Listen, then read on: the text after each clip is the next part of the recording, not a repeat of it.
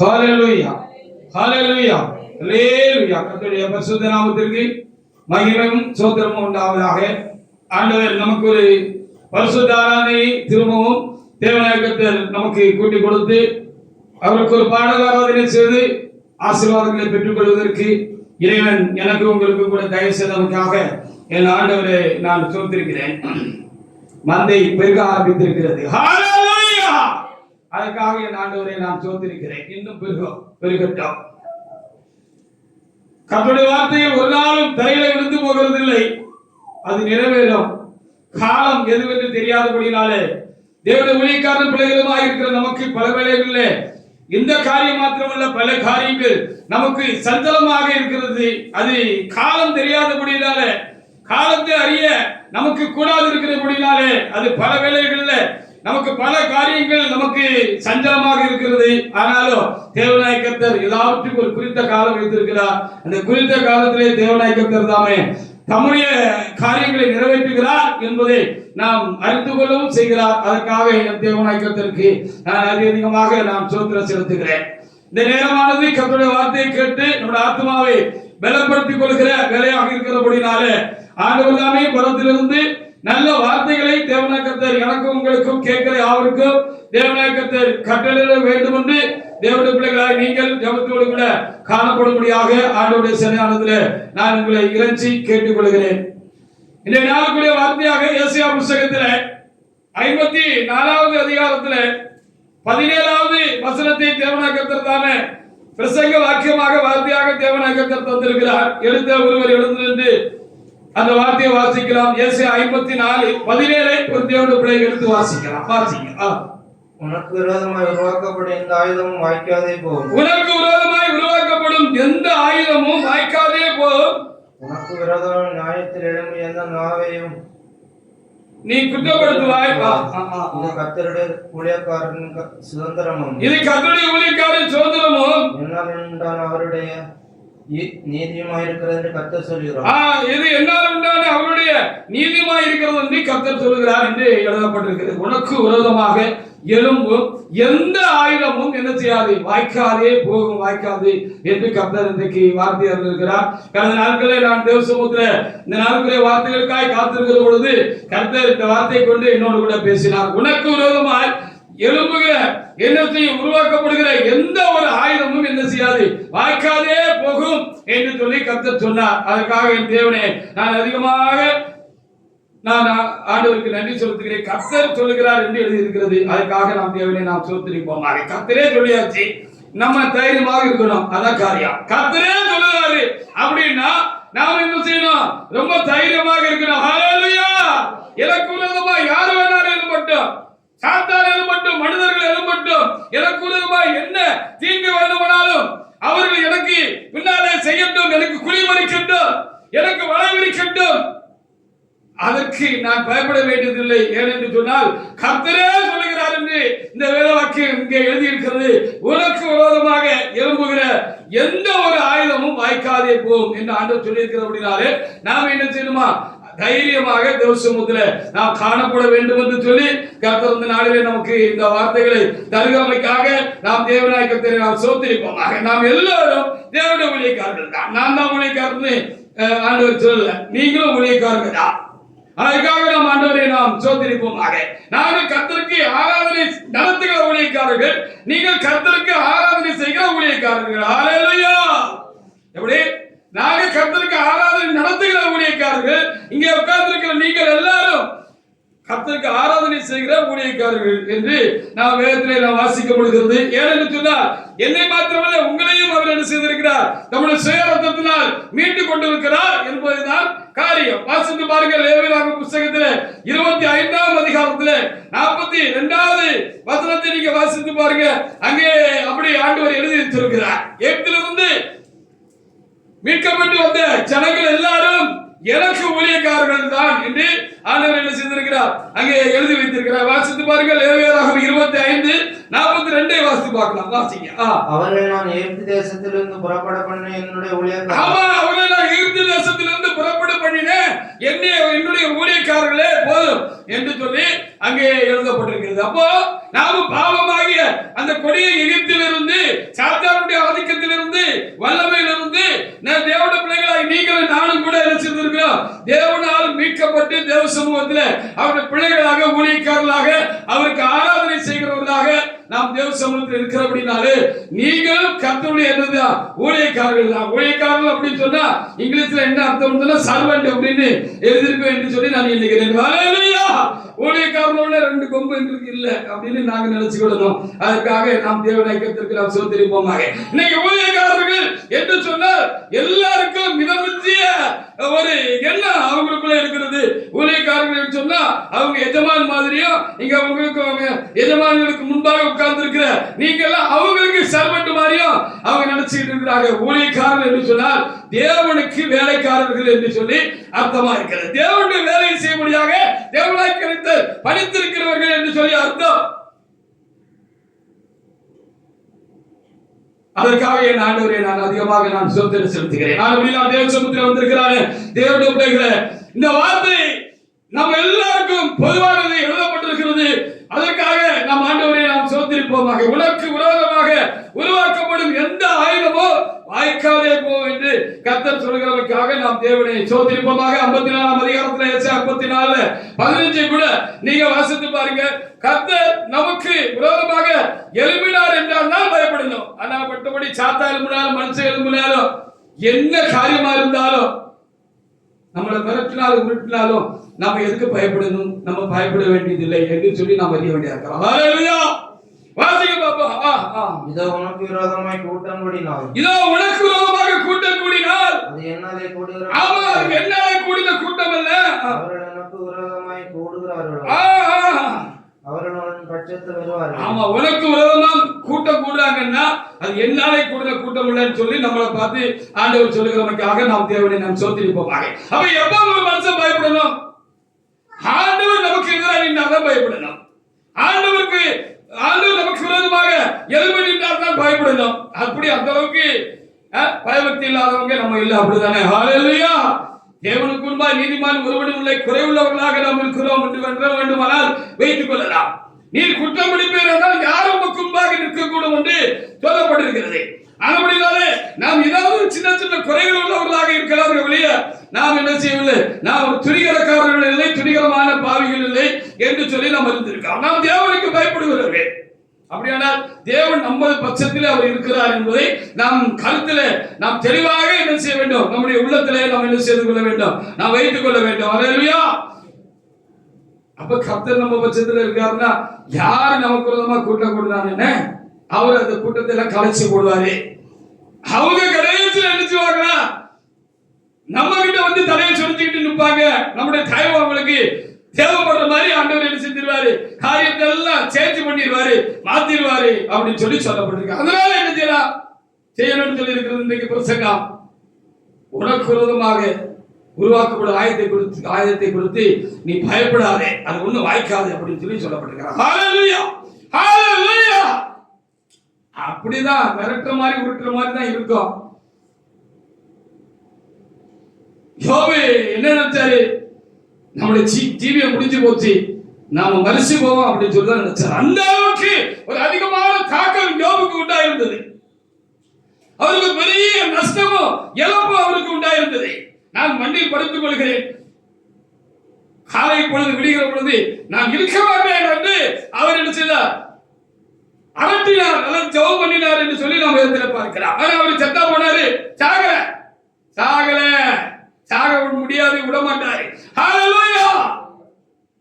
இது எதுக்காக அப்படி யோபுடைய வாழ்க்கையில நடந்தது இந்த சம்பவம் என்று சொல்லி பார்க்கிற பொழுது கடைசியில அவர் சொன்ன ஒரு பெரிய ஆசீர்வாதமான வார்த்தை என்ன தெரியுமா? இதுவரைக்கும் என் காதுகளினால் உங்களை குறித்து கேள்விப்பட்டேன். பக்தி உள்ளவர்கள், பரிசுத்தவான்கள், தேவனுடைய மனிதர்கள் சொல்லி உம்மை குறித்து அவர்கள் சொல்லுகிற பொழுது என் காதுகளினால் உம்மை குறித்து, உடைய மகத்துவத்தை குறித்து, உடைய வல்லமையை குறித்து, உடைய பராக்கிரமத்தை குறித்து, உம்மை குறித்து நான் கேட்டேன் தகப்பனே. இப்பொழுது நான் என்ன செய்கிறேன் என்று சொல்லி பார்க்கிற பொழுது என் கண்ணார நான் உம்மை காண்கிறேன். ஹல்லேலூயா. சில வேளைகளில் நமக்கு அப்படி பயங்கரமான சூழ்நிலைகள் சூழ்ந்து கொள்கிறது, பயப்பட முடியாத காரியங்கள் நம்மை சூழ்ந்து கொள்கிறது. கலங்கி நிற்கிறோம் என்று சொன்னால் கர்த்தர் எவ்வளவு பெரியவர், வல்லமை உள்ளவர், அவருக்கு மேல பெரிய சக்தி ஒண்ணு இல்ல, பவர் ஒண்ணு இல்ல அப்படிங்கிறத நம்ம அறியறதற்காகத்தான் அப்படிப்பட்ட சூழ்நிலை கர்த்தர் அனுமதித்திருக்கிறாரே ஒழிய சாத்தானை பிடிச்சு கொடுக்கிறதுக்கா, மனுஷங்கிட்ட பிடிச்சு கொடுக்கிறதுக்கு நினைக்கிறீங்க? இல்லவே இல்லை. ஹல்லேலூயா, இல்லை. அதற்காக நாம் தேவநாயகத்திற்கு சோத்திரம் செலுத்தோம். உபாகமம் 28:7 கூட வாசித்து பார்க்கலாம். அங்கே என்ன சொல்லப்பட்டிருக்கிறது என்று வாசித்து பாருங்கள். உபாகமம் புத்தகத்துல 28ஆம் அதிகாரத்துல 17வது வசனத்தை நீங்க வாசித்து பாருங்க. வாசிங்க. உபாகமம் 28:7. உனக்கு விரோதமாய் எழும்பும் சத்துருக்களை உனக்கு விரோதமாய் எழும்பும் சத்துருக்களை கர்த்தர் உனக்கு முன்பாக முறியடிக்கப்படும்படி முறியடிக்கப்படும்படிக்கு ஒப்பு கொடுப்பார். ஒரு வழியாய் உனக்கு எதிராக புறப்பட்டு வருவார்கள், 7 வழியாய் உனக்கு முன்பாக ஓடி போவார்கள். ஆமா, வாராங்கன்னு நம்ம பயந்துருக்கோம். வரட்டும், நம்ம வரட்டும்பா, வரட்டும், வாராங்க, ஒருமிச்சு நமக்கு விரோதமாக கூட்டமா வாராங்க, ஒண்ணா வாராங்க. ஒத்தையில இருக்கோம். ஒத்தையில இருக்கீங்க நீங்க. ஒத்தையில இருக்கன்னு நீங்க நினைச்சீங்கன்னா நீங்க பெரிய தப்பு பண்றீங்க. நீங்க ஒத்தையில இருக்கீங்க, உங்க கூட ஆண்டவர் இருக்கிறார். ஹல்லேலூயா. 10,000களில் சிறந்த தேவன், பராக்கிரமம் உள்ள தேவன், வல்லமை உள்ள தேவன் என்னோடு உங்களோடு கூட நமக்குள்ளாக இருக்கிறார். ஹல்லேலூயா. அதனால ஆண்டவர் சொன்னாரு, நான் உனக்குள்ள இருக்கேன் அப்படின்னா நீ ஒருத்தம் போதும், நானும் நீனும் போதும், நம்ம 2 பேரும் சேர்ந்து என்ன செய்யலாம்? ஒத்திக்கு 1000 பேரை துரத்தலாம். 2 பேரும் சேர்ந்து என்ன செய்யலாம்? 10,000 பேரை முறியடிக்கலாம், துரத்தலாம்னு சொல்லியிருக்கிறார். ஹல்லேலூயா. வரட்டும். ஐயோ வந்துட்டேன் அப்படி நீங்க பயப்படாதீங்க. ஐயோ வந்துட்டேன், ஐயோ வியாதி வந்துட்டேன், ஐயோ பிரச்சனை வந்துட்டேன், ஐயோ மனிதர்கள் எனக்கு விரோதமாக எழுப்பி விட்டார்களே, ஐயோ எனக்கு விரோதமாக மறைவான காரியங்களை, கண்ணிகளை எனக்கு விரோதமாக வைத்து விட்டார்களே அப்படின்னு பயப்படுறதுக்கு ஒண்ணும் இல்லை. என்னாகமம் 23 நீங்க கொஞ்சம் வாசி பாருங்களேன். 23 வாசி பாருங்களேன். எதிர் வேலை செஞ்சுட்டாங்க, மந்திரவாதம் செஞ்சுட்டாங்க. அப்படியா? செய்யட்டும். செஞ்சா தானே நம்ம யாருன்னு தெரியும், அவங்க யாருன்னு தெரியும். செய்யாதவருக்கு நம்ம யாருன்னு அவங்களுக்கு தெரியாது. ஹல்லேலூயா. செஞ்சா தான் நம்ம யாரு, நம்ம கூட இருக்கிறவர் யாரு, அவங்களுக்குள்ள இருக்கிற அந்த உலகத்து மனுஷர்களுக்குள்ள நமக்கு இளமுறைகளுக்குள்ள இருக்கிற அந்த வல்லமை காட்டிலும் நமக்குள்ளாக இருக்கிற எத்தனை பெரியவர் என்று அப்பதான் தெரியும்.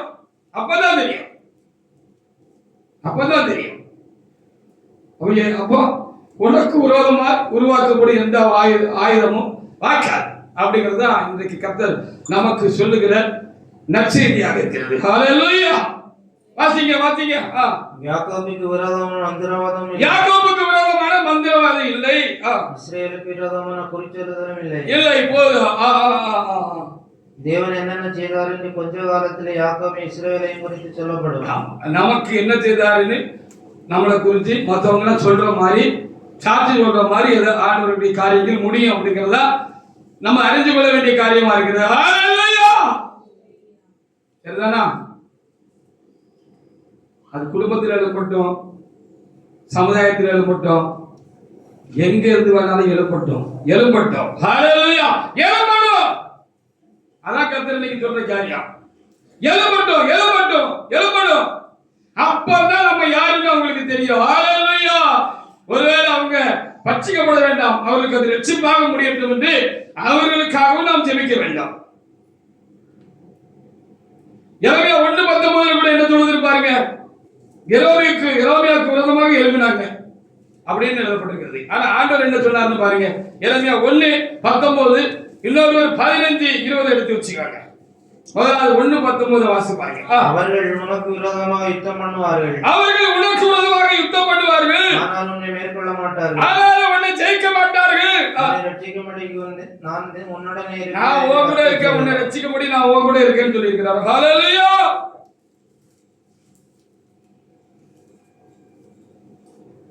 உன்னை ரட்சிக்கும்படிக்கு நான் உன் கூட இருக்கிறேன் அப்படின்னு சொல்லி இருக்கிறார். ஹல்லேலூயா. இருக்காரா? விசுவாசிக்கிறீங்களா? விசுவாச பலவீனம் தான் அநேக பயங்களுக்கு காரணம். ஹல்லேலூயா. அநேக கலக்கங்களுக்கு காரணம், அநேக கவலைகளுக்கு காரணம். அவர் இருக்காருங்கிற ஒரு விசுவாச நம்பிக்கை எனக்கும் உங்களுக்கும் உள்ள தெளிவா சரியா இருந்தா, அந்த அறிவு நமக்கு சரியா உண்டாயிருந்தா யாரை குறித்து பயப்பட மாட்டான். நாசியில சோதப்புள்ள மனுஷனை குறித்து பயப்படலாமா? மந்திரவாதியை குறித்து பயப்படலாமா? சூத்திரம் வச்சிருவான்னு பயப்படணுமா? சூத்திரம் வச்சா வைக்கட்டுமே, சூத்திரம் நம்மள என்ன செஞ்சிடும்? அதையும் தான் பார்த்துருவோமே. ஆத்திரப்பட்டு சூத்திரம் வச்சான்னா, யாரா ஆத்திரப்பட்டு சூத்திரம் வச்சுன்னு அவன் வருந்துற மாதிரி இருக்கும். நமக்கு ஒண்ணு ஆகாது. ஹல்லேலூயா.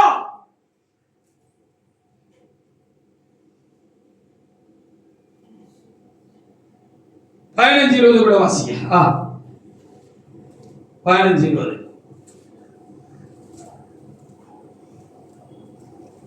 வாசிங்க. 15 20. உன்னை இந்த ஜனத்துக்குள்ள எதிராக உன்னை இந்த ஜனத்துக்கு எதிராக அழகான வெண்கல அலங்கமாக்குவேன். அவர்கள் உனக்கு விரோதமாக யுத்தம் பண்ணுவார்கள். ஆனாலும் உன்னை மேற்கொள்ள மாட்டார்கள். மேற்கொள்ள மாட்டார்கள். உன்னை ரட்சிப்பதற்காகவும் உன்னை தப்புவிப்பதற்காகவும் ஆமா. நான் உன்னுடனே இருக்கிறேன் என்று கர்த்தர் சொல்கிறார். ஆமா, உன்னை வெண்கல அலங்கமாக்குவேன்னு சொல்லிட்டாரு. ஹல்லேலூயா. கல்லுனால டக்குனு இடிச்சு தள்ளிடலாம், அப்படி இல்லைன்னு எழுதப்பட்டிருக்கிறது. ஹல்லேலூயா. வெண்கல அலங்கமாக்குவேன் அப்படின்னு சொல்லியிருக்கிறார். அது நேரத்துல உடைக்க முடியாது அப்படின்னு சொல்லியிருக்கிறார். ஹல்லேலூயா.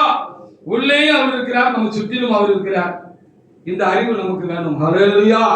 இந்த அறிவு இந்த நமக்கு வேணும், வேற ஒண்ணும் கிடையாது. ஹல்லேலூயா. ஹல்லேலூயா. ஹல்லேலூயா.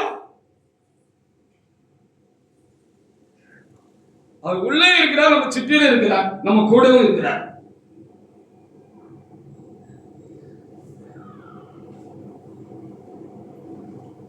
நாங்கெல்லாம் சில வேளையில தனித்து விடப்பட்ட போல இருப்போம் இந்த ஊழிய காலங்கள்ல. உங்களுக்கு அப்படி இல்லை. திறப்பில் வாசல்ல உங்களுக்காக நின்று போர் செய்கிற ஊழியக்காரங்க உங்களுக்கு உண்டு. நீங்க இன்னும் கொஞ்சம் அதிகமா தைரியமா இருக்கலாம். ஹல்லேலூயா. உங்களுக்காக திறப்பில் வாசல்ல நின்று போர் செய்கிற ஊழியக்காரங்க உண்டு. அதனால இன்னும் கொஞ்சம் அதிக தைரியமாக இருக்கலாம். எங்களுக்கெல்லாம் சில வேளையில அது காரியம் இல்லாம கூட இருந்திருக்குது. ஆனால் கர்த்தர் எங்களுக்கு ஞான ஆலோசகராக இருந்து வருகிற அப்படிப்பட்ட பிரச்சனைகளை கர்த்தர் என்ன செஞ்சிருக்கிறார், அதை முறியடிச்சிருக்கிறார். அந்த அனுபவம் எங்களுக்கு உண்டாயிருக்கிறது. தனிச்சு நின்று ஜெயிக்க முடியும் அப்படின்னு நான் சொல்றேன்னா, தனிச்சு நின்று ஜெயிச்சிருக்கிறோம்னு அர்த்தம். ஹல்லேலூயா. ஏன் தனியா இருந்தா ஜெயிக்க முடியாதுன்னு நினைக்காதீங்க. தனியா இருந்தாலும் ஜெயிக்கலாம். நீங்க தனியா இல்லைங்கிறது தான் காரியம். இந்த ஊழியத்துக்கு வந்த ஆரம்ப காலங்கள் அந்த ஜங்ஷன்ல ஒரு வீட்டில் நாங்க வாடகைக்கு இருந்தோம். உங்களுக்கு தெரிந்திருக்கும் என்று நினைக்கிறேன். இங்க வந்து அந்த பழைய மக்கள் இப்பொழுது இங்கே இருக்கிறீர்கள். அந்த வீட்டுல முன்னால ஒரு கிரில் கேட்டு இருக்கோம். பார்த்துருக்கீங்களா? அப்படி கிரில் கேட்டு கிட்ட அடைக்கிற மாதிரி கிரில் கேட்டு இருக்கோம். அந்த கிரில் கேட்டுக்கு உள்ள அந்த போர்ட்டிக்கோ கூட இருக்கிற அந்த டிராயிங் ரூம் மாதிரி இருக்கிற அந்த இடத்துல நான் ஒரு வெளிப்படுத்துற எனக்கு நான் நின்றுகிட்டு இருக்கிறேன். திடீர்னு பார்த்தோம்னா ஒரு மூர்க்கமான ஒரு காட்டு பண்ணி 2 பக்கமும் அந்த பல்லு குடி தூக்கிட்டு நிக்கி சரியான பண்ணி. எனக்கு இவ்வளவு உயரத்துக்கு இருக்கும் போல தெரியுது. அது பண்ணி அவ்வளவுதான். ஹல்லேலூயா. அது நமக்கு பண்ணி அப்படிதான். பண்ணி பயங்கரமா உருவிக்கிட்டு என்ன நோக்கி வருது. அப்படி வருகிற பொழுது அப்போ சரி நம்ம பாதுகாக்கணுங்கிறக்க நம்ம கேட்ட பூட்டு தானே, கேட்ட ஒரு சைடு இழுத்து பூட்டிட்டேன், மறு சைடு வர மாட்டேங்குது. சக்காய் வருது. ஒரு சைடு இழுத்து பூட்டிட்டேன், மறு சைடு வர மாட்டேங்குது. அப்ப கர்த்தர் எனக்குள்ள இருந்து எனக்கு ஒரு ஆலோசனை சொன்னார். அப்படி சீறிக்கிட்டு அப்படி பயங்கர மூர்க்கமா வர்ற அந்த பன்றிக்கு பன்றிய இன்ன இடத்துல புடி, இன்ன இடத்துல நீ விரல வச்சு ஒரு அமுக்கு அதை அப்படி நாய்க்குட்டி மாதிரி உனக்கு காலில் படுத்துரும் அப்படின்னு சொன்னார். அப்படி அது மாதிரி சீறி வருகிற ஒரு கல்ல மறுகளும் அழைக்க முடியல. நான் வெளியே வந்துட்டேன்னு நினைக்கிறேன் அந்த தரிசனத்துல. ஏன்னா ஆண்டு இப்படி சொல்லிட்டாரா, இந்த இடத்துல நீங்க லைட்டா ஒரு அமுக்குனீங்கன்னா அது ஒரு நாய்க்குட்டி மாதிரி உங்க காலில் விழுந்துரும் அப்படின்னு சொன்ன மாதிரி அந்த மாதிரி போய் கரெக்டா அந்த இடத்துல வச்சு ஒரு அமுக்குனேன்.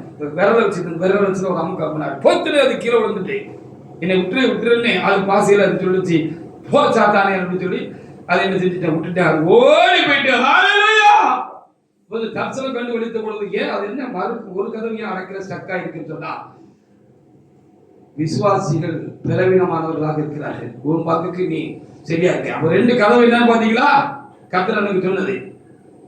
நீங்கள் இப்படி அப்படி இல்லை என்று நான் உணர்கிறேன். அந்த காலத்துல ஆரம்ப காலத்துல அந்த ஊழியத்துக்கு வந்த ஆரம்ப காலத்துல அப்போ இந்த ஊழியத்துக்கு விரோதமாக இந்த பகுதியில் இருந்து என்ன செய்கிறார்கள், ஆவிகளை ஏவி விடுகிறார்கள் என்று சொல்லி நான் அந்த காரியத்தை நான் அறிந்து கொண்டேன். எப்படியாவது என்ன முடக்கி விட வேண்டும் என்பதற்காக நான் ஊழியம் செய்யக்கூடாதபடிக்கு என்னை முடக்கி விட வேண்டும் என்பதற்காக இந்த பகுதியில் இருக்கிறதான விரோதிகள் என்ன செய்கிறார்கள், ஆவிகளை ஏவி விடுகிறார்கள் என்று சொல்லி இந்த வெளிப்படுத்தலுக்கு காரியங்களை நான் என்ன செய்து கொண்டேன், நான் அறிந்து கொண்டேன். அதனால் கர்த்தர் எனக்கு கூட இருக்கிறார் என்பதை அறிந்து கொண்டேன். அப்ப என்னன்னு சொல்லி கேட்கிற பொழுது, ஒரு சைடு கதவை அடைக்க அப்படின்னா ஒரு சைடு கதை இழுத்தவன அடைச்சிட்டு மறு சைடு உள்ள கதவு ஸ்டக்கா இருக்கு அப்படின்னு சொன்னா அது என்னது, அந்த ஒரு மறு சைடு கதவு கேட்டா விசுவாசிகள் பலவீனமாக இருக்கிறார்கள் அப்படின்னு சொல்லி கர்த்தர் சொன்னார். ஆனால் கர்த்தர் என்னை இங்க கொண்டு வந்து விட்டவர் என்ன கைவிடுவாரா? 22 வருஷமா இங்க நான் ஊழியம் செய்து கொண்டிருக்கிறேன். என்னை விரோதிச்சவங்க, என்னை பகைச்சவங்க, எனக்கு விரோதமான தீங்கு செஞ்சவங்க நிறைய பேர் உயிரோடு கூட இல்லை. என்னை இங்கிருந்து சிதறடிச்சு நினைச்ச சிலர் என்ன செய்தார்கள், அவருடைய குடும்பங்கள் சிதறடிக்கப்பட்டு போய்விட்டது. இங்க வாசித்தோம் அல்லவா, ஏசாயா 54:15 சொல்ல பொழுது, உனக்கு விரோதமாக கூட்டம் கூடினால் அது என்னால் கூடுகிற கூட்டம் அல்ல, உனக்கு விரோதமாக கூட்டம் கூடுகிறவர்கள் உன்னிடமாக வருவார்கள் அப்படின்னு சொன்னது போல இன்னைக்கு அப்படிப்பட்டவர்கள் எனக்கு குறிப்பா யாருன்னு தெரியும். அவங்க எல்லாம் இப்போ நட்பு பாராட்டுறாங்க. கடைசி ஒரு நாள் அவங்க வீட்டு கல்யாணத்துக்கு இங்க கொண்டு வந்து எனக்கு அந்த கடிதாசி கொடுத்துட்டு போனாங்க. கல்யாண கடிதாசி கொடுத்துட்டு போனாங்க. என்னன்னு பார்த்தா ரொம்ப வைராக்கியம் உள்ள இந்துக்காரர்கள் தான் அவர்கள். இப்போ அவரு வச்சு விட்டாராம். அவர் மகனுக்கு கிறிஸ்தவனுடைய பொண்ணு எடுத்திருக்கிறாரு. அவர் கொண்டது லெட்டர் கொடுத்துட்டு போனாரு. பாஸ்டர் கல்யாணத்துக்கு கண்டிப்பா வரணும்னாரு. கண்டிப்பா வருகிறேன் என்று சொல்லி நாங்கள் அனுப்பி வைத்தோம். இப்படி எழுப்பினவர்களும் இந்த பகுதியில் அடக்கப்பட்டு போனார்கள். இன்னைக்கு எல்லாரும் எனக்கு சிநேகிதர்களாக இருக்கிறார்கள். நான் யார்கிட்ட அதிகமா பேசுறது இல்லை. ஆனால் என்னை குறித்து ஒரு மரியாதை, பயக்கலந்து ஒரு மரியாதை இங்க எல்லாருக்கும் இருக்கிறது. ஹல்லேலூயா. அப்படிதான் தேவனுடைய ஜனமே, நீ கர்த்தருக்கு பயந்து நடக்கிறாய், கர்த்தர் தெய்வமாய் கொண்டிருக்கிறாய் என்று பாக்கியமுள்ள ஜனம் என்று சொல்லி வேதம் நமக்கு சொல்லுகிறது. பின்னே நாம் யாருக்கு பயப்பட வேண்டும்? ஹல்லேலூயா. நமக்கு விரோதமாக எழும்புகிற எந்த ஆயுதமா இருந்தாலும் வாய்க்காதே போகும். இது கர்த்தருடைய வார்த்தை. தைரியமாக இருக்கிறேன்.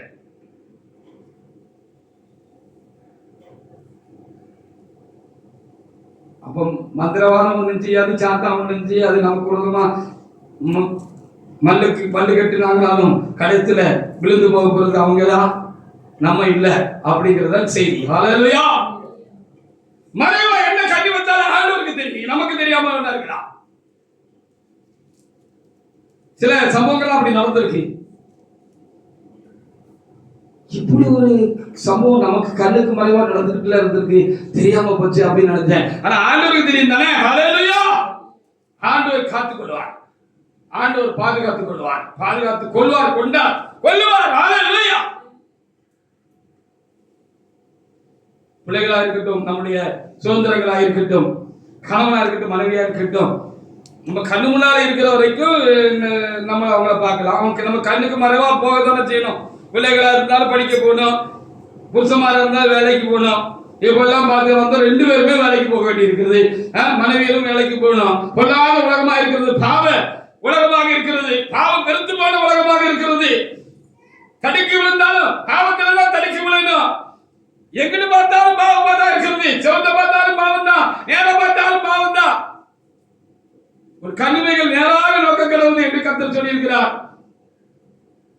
நேரா பார்த்தாலும் பாவம் நம்மளை தேடி வருது. பொல்லாத உலகமா இருக்கிறது. இதுல உலகத்துக்குள்ள நமக்கு கண்மறைவாய் போயிட்டு வருகிற நம்முடைய ஃபேமிலி மெம்பர்ஸ் யாரும் காக்க முடியும்னு நினைக்கிறீங்க? ஹalleluya!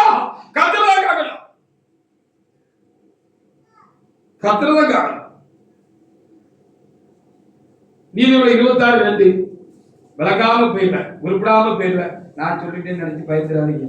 நான் ஒரு நாள் அப்படி சொன்னதாக சரித்திரவே கிடையாது. ஹalleluya! சில ஊழியக்காரங்க சாபம்லாம் போடுவாங்கன்னு கேள்விப்பட்டிருக்கேன். சாபம் போடுறது ஊழியக்காரரே இல்லைன்னு தான் நான் சொல்றேன்.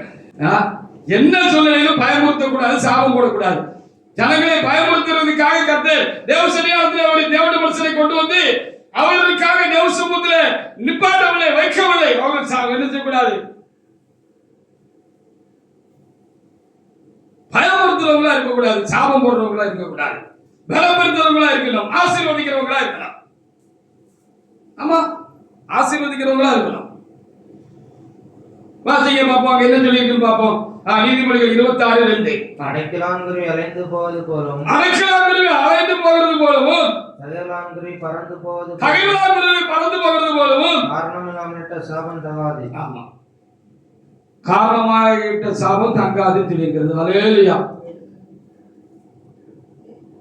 என்ன நடக்கும் பாரு அப்படின்னு சொன்னா அது என்ன நடக்கும்? ஒண்ணும் நடக்காது, ஒண்ணும் நடக்காது, ஒண்ணுமே நடக்காது. ஹல்லேலூயா! இன்னைக்கு இந்த பிரசங்கம் எடுத்துக் கொண்டிருக்கிற பொழுது 10, 20, 30 வருஷத்துக்கு முன்னால நடந்த ஒரு சம்பவத்தை கர்த்தர் எனக்கு கண் முன்னால கொண்டு வந்தார். அதுக்காக என் தேவனை கர்த்தரை நான் சோத்திருக்கிறேன். அந்த ஆள் பேரை கூட இப்ப டக்குனு ஞாபகப்படுத்தினாரு ஆண்டவர். அந்த ஆள் பேரு வந்துட்டு நான் அந்த சம்பவத்து மாதிரி தான் ஞாபகப்படுத்தினாரு. பேர் மறந்துட்டு ஆண்டவர் நினைச்சேன். சரி, பேர் தெரியட்ட பரவாயில்ல நினைச்சேன். பேர் சொல்லி கொடுத்தாரு. இப்போ ஞாபகப்படுத்துறேன். கரெக்டா 30 வருஷத்துக்கு முன்னால் அந்த சம்பவம் நடந்த அந்த சம்பந்தப்பட்ட மனிதனுடைய பேரையும் தேவனை கர்த்தர் எனக்கு இப்படி ஞாபகப்படுத்தி கொடுக்கிறார். அதுக்காக என் தேவனை நான் சோத்திருக்கிறேன். நான் ரொம்ப நாளைக்கு முன்னால 10, 30 வருஷத்துக்கு முன்னால நான் தூத்துக்குடி துறைமுகத்துல மீன்பிடி துறைமுகத்துல மீன் ஏழை விடுகிற வேலை நான் பார்த்துக்கிட்டு இருந்தேன். ஏழை விடுகிற வேலையை உண்டு, கணக்கு பிள்ளையாக கணக்கு முடித்து கொடுக்கிற வேலையும் உண்டு. 7, 10 போட்டுக்கு மேல என்ற ஓனருக்கு இருந்துச்சு. நான் என்ன செய்யணும்? அந்த 10 போட்டுக்கு நான் என்ன செய்யணும்? கணக்கு முடித்து கொடுக்கணும், கணக்கு பிள்ளையாக இருக்கணும். அவருக்கு கூட போய் நான் என்ன செய்யணும்? ஏலமும் விடணும். அப்படி ஒரு நாள் நான் ஏலம் விட்டுக்கிட்டு இருந்தேன். மீன் ஏலம் குறிக்கிட்டு இருந்தேன். வட்டக்காரன்னு சொல்லுவாங்க, எங்களுக்கு பேரு வட்டக்காரன்னு. அவன் வட்டம் குறிக்கிட்டு இருந்தாங்க, வட்டம் குறித்து தான் சொல்லுவாங்க. அப்படி நான் வட்டம் குறிட்டு இருக்கிற பொழுது இந்த பகுதியில் இருந்து நிறைய சகோதரிகளும் சகோதரர்களும் என்ன செய்வார்கள் சொன்னா அங்க மீன் வாங்குறதுக்கு வருவாங்க. நான் இங்க வந்த போது ஆரம்பத்துல பார்த்தா இந்த மீன் மார்க்கெட்ல அங்கங்க மார்த்தாளத்துல பாத்தீங்கன்னா அந்த மக்கள் தான் இருந்தாங்க. நான் இந்த சட்டை போட்டோம்னா அவங்களுக்கு என்ன தெரியல, கொஞ்சம் காலம் ஆயிட்டு. அப்ப நீங்க தூத்துக்குடியில மீன் ஏலம் வாங்குறதுக்கு வருவீங்களான்னு ஆமா அப்படின்னு சொன்னாங்க. என்ன தெரியுதா? தெரியல. அப்படி கௌரவமா சொல்லக்கூடிய ஓ நீங்களா இப்போ நீங்க பாஸ்ட் ஆயிட்டீங்களா அப்படின்னாங்க. ஆமா பாஸ்ட் ஆயிட்டேன், இங்க வந்து நான் பாஸ்டா ஒரு இடத்துல ஊழிய பார்த்துட்டு இருக்கேன்னு சொன்னது உண்டு. அப்படி நாங்க ஒரு நாள் இவங்க அப்படி சேச்சி சேட்டன் தான் அவங்களெல்லாம் நாங்க சொல்லுவோம். அங்க இங்க இருந்து இந்த பகுதியில இருந்து வர்றவங்க சேச்சி நல்ல மீன் பாருங்க, சேச்சி நல்ல மீன் பாருங்க, வாங்க சேச்சி பார்த்து சௌரியமா தரலாம், சேட்டை வாங்க அப்படின்னு சொல்லி கூப்பிடுவோம். அப்படி நிறைய மீனுக்கு கூட்டம் இருந்துச்சு, நிறைய கூடைகள் இருந்துச்சு. அப்படி நான் அந்த மீனை விற்கிறதுக்காக அங்கே பக்கத்தில் எனக்கு அந்த பக்கம் கொஞ்சம் சேட்டை மாதிரி சேச்சி மாதிரிலாம் இருந்தாங்க. அப்போ அவங்க இந்த மீனை சில குறிப்பிட்ட மீன்களை இந்த பகுதியில் உள்ளவர்கள் ரொம்ப ஆர்வமாக வாங்கி கொண்டு வருவாங்க. அப்படி ஒரு மீன் என்று எண்ணுகிறேன். அப்போ நான் சேட்டா இங்க வா, சேட்டா இந்த வா, இந்த மீனை பாரு, சூப்பரான மீன் இருக்கு அப்படின்னு சொல்லி கூப்பிட்டேன். இங்க அங்கிட்டு உள்ளவங்கள பாண்டிக்காரன்னு கொஞ்சம் குறைவா சொல்லுவாங்க தானே, பாண்டிக்காரன் அப்படின்வாங்க. அவன் பாண்டிக்காரன் அப்படிங்க. அது மாதிரி அங்க உள்ளவனுக்கு அங்க அந்த பாண்டிக்காரங்களுக்கு சேட்டைன்னு சொன்னா கோபம் வரும். அவங்களுக்கு அங்க அவங்க அர்ப்பம். அப்படி மாத்தி மாத்தி ஒருத்தருக்கு அர்ப்பமா நினைச்சுக்கிட வேண்டியதா. அங்க சேட்டைன்னு சொன்னா அங்க ஒரு மாதிரி அவங்களுக்கு அர்ப்பம். சேட்டன் கூப்பிட்ட கோபம் தரா. அப்ப எனக்கு பின்னால ஒரு மனுஷன் நின்று இருக்கிறாரு. அவரு மீன் வைக்கிறதுக்காக போட்டுக்கு போற மனுஷன் கூட தூக்கிட்டு வந்திருக்காரு. ஆளை பார்த்தா வாட்ட சட்டமா அப்படி இருப்பாரு. அவர் பேர் எட்டிவின். கருத்து சொன்னார் அந்த ஆளு பேர் எட்டிவின், மறந்து போன பேர. அவர் பெரிய சரியான ரவுடி. போட்டிக்கு போற சரியான ரோக்கு ரவுடி. அவரை கண்டா எல்லாரும் பயப்படுவான். அவரு அங்க பக்கத்துல நின்று இருக்காரு. நான் அவரை சொல்லல. இந்த பக்கத்துல இருக்க இந்த பகுதியில் வந்து சேட்டனை பார்த்து நான் என்ன சொன்னேன், சேட்டா இங்க வான்னு சொன்னல. அந்த ஆளுக்கு குபீர்னு கோவம் வந்துட்டு நான் எதிர்பார்க்கவில்லை. வேகமா ஓட்டு வந்து டமாறு ஒரு அடி ஷோப்ல விட்டுட்டான் அந்த ஆள். அது எட்டிங்கிற அந்த மனுஷன் இந்த பெரிய ரவுடி. ரவுடி வாட்ட சாட்டமா இருக்கான். நான் நெத்திரி மாதிரி தான் இருப்பேன். இப்ப மாதிரி கொஞ்சம் உடம்பு வச்சிருக்கு. இந்த ஸ்தானத்துக்கு தக்கன கொஞ்சம் உடம்பு கொடுத்துட்டா இப்ப வந்து வாங்குறது களப்படுத்தி இருக்கிறார் என்னை. அப்பா பட்டான ஒரு அட்டி விட்டாரு பாக்கணும் அந்த ஆளு. அப்படி பொறி கலங்கிட்டு சொல்லுவாங்கல்ல, அப்படி கொஞ்ச நேரம் அப்படி கிருன்னு வந்துட்டு என்ன யாரை பார்த்துறது யாரை பார்த்துற சேட்டன் தொடச்சி அப்படின்னு சொல்லிட்டு போயிட்டான். எனக்கு இன்னும் ஓடல. அப்படி கொஞ்ச நேரம் அப்படியே ஸ்டன் ஆயிட்டு சரி அப்புறம் அப்படியே சமாளிச்சுக்கிட்டு எல்லாம் முடிச்சுட்டு கணக்கு பார்த்துக்கிட்டு இருந்தேன். ராத்திரி ஒரு 1:30 மணி 2 மணி இருக்கும். அந்த கணக்கு வழக்கெல்லாம் பார்த்துக்கிட்டு இருந்தேன். திடீர்னு அதே மனுஷன் வாரான், வேகமா வாரான். வந்து சாலமோனே தெரியாம உங்களை அடிச்சுட்டேனே மன்னிச்சிருக்கேன். நான் ஒண்ணுமே நினைக்கலப்பா, நான் உடனே அப்பவே மன்னிச்சுட்டேன் அப்படின்னு சொன்னேன். இல்லைன்னு சாலமோனே நான் தெரியாம உங்களை அடிச்சுட்டேன், என்ன மன்னிச்சிருக்கேன் அப்படின்னா. நான் மன்னிப்பு கேட்கறதுக்கு ஒண்ணு, நீ வாயினால நீ மன்னிச்சுட்டேன்னு சொல்லுங்களே. நான் இன்னைக்கு திரும்ப கடலுக்கு போகணும், எனக்கு பயமா இருக்கு. நான் கடலுக்கு போயிட்டு பத்திரமா வரணும்லானே, தயவு செய்து மன்னிச்சுட்டேன்னு சொல்லுங்க. ஒரே குய்யமரன் கூப்பாடு போடுதான், சண்டி மன்னிச்சுட்டப்பா அப்படின்னு சொன்னேன். என்ன அர்த்தால விசாரித்து பார்த்தா இவங்க அடிச்சுட்டு போவோம். அங்க ஒருத்தர் கூப்பிட்டு இருக்காங்க. ஏன் யார் போய் அடிச்சுட்ட? அவன் ஒரு இயேசு கிறிஸ்துவோட பிள்ளைப்பா, நல்ல மனுஷன், அவனை போய் அடிச்சுட்டியப்பா, கஷ்டம்தான் அப்படின்னு ஒரு வார்த்தை சொல்லியிருக்காங்க. கலங்கிட்டான். பாத்தீங்களா, எவ்வளவு பெரிய வீர சூரனா இருந்தாலும் நம்முடைய கர்த்தர் அவனுக்குள்ள ஒரு கலக்கத்தை உண்டு பண்ணி விட்டார் என்று சொன்னால் நமக்கு முன்பாக தெல்ல பூச்சி மாதிரி ஆயிடுவான். பயப்படுவீங்க, பயப்படணும். நமக்கு விரோதமா யாராவது எழுப்பினா பயப்படணும். பயப்பட வேண்டிய அவசியமே கிடையாது. சாபத்தை போட்டா ஆசீர்வாதமா மாறிடுமா? அப்ப சாபம் போட்டா இன்னொரு 5-6 சாபம் சொல்லு, உருப்பட மாட்டேன், விலக மாட்டேன்னு சொல்லு அப்படின்னு சொல்லி நம்மளே சொல்லி கொடுக்கலாம். அப்ப ஒவ்வொரு சாபமும் நமக்கு ஆசீர்வாதமா மாறிடுமா? ஒவ்வொரு சாபமும் நமக்கு ஆசீர்வாதமாக மாறிடும். உபாகமம் புத்தகத்துல 23:5 வாசி பாருங்க. ஆண்டவர் அப்படி எழுதி வச்சிருக்கிறார். இது கட்டுக்கதை அல்ல, இது தேவனுடைய வார்த்தை. அதுக்கு ஜீவன் உண்டு, வல்லமை உண்டு. அது அப்படி எல்லாருக்கும் நடக்கும். எனக்கு நடக்கும், உங்களுக்கு நடக்கும். கர்த்தரை விசுவாசிக்கிற, கர்த்தருக்கு பயந்து நடக்கிற, கர்த்தருடைய கரத்தில் அடங்கி இருக்கிற யாவருக்கும் நடக்கும், உனக்கு நடக்கும். வாசிப்பா. உன் தேவனாய் கர்த்தர் பிலேயாமுக்கு செவி கொடுக்க சித்தமில்லாமல், உன் தேவனாய் கர்த்தர் பிலேயாமுக்கு செவி கொடுக்க சித்தமில்லாமல், உன் தேவனாய் கர்த்தர் உன்மேல் அன்பு கூர்ந்தபடியினாலே, உன் தேவனாய் கர்த்தர் அந்த சாபத்தை ஆமா உனக்கு ஆசீர்வாதமாய் மாற பண்ணுவார். அப்படின்னு தான் எழுதி இருக்கிறது. அங்க அப்படித்தானே எழுதிருக்கு. 23:5 அப்படித்தானே எழுதி இருக்கிறது.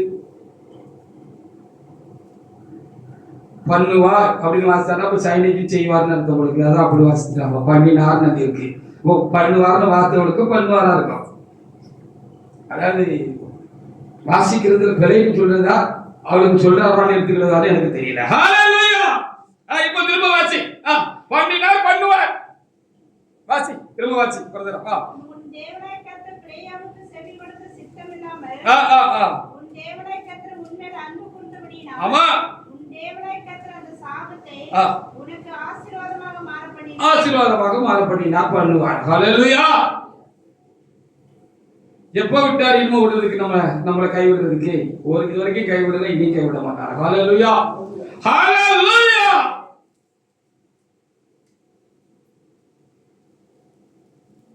ரெண்டு ராஜாக்கள் புத்தகத்துல 19ஆம் அதிகாரத்துல 1-2 வசனங்களை கூட வாசி பாருங்க. அவர் பெரிய தேவத மனுஷன், பெரிய வேலையை கர்த்தருக்காக செய்தார்.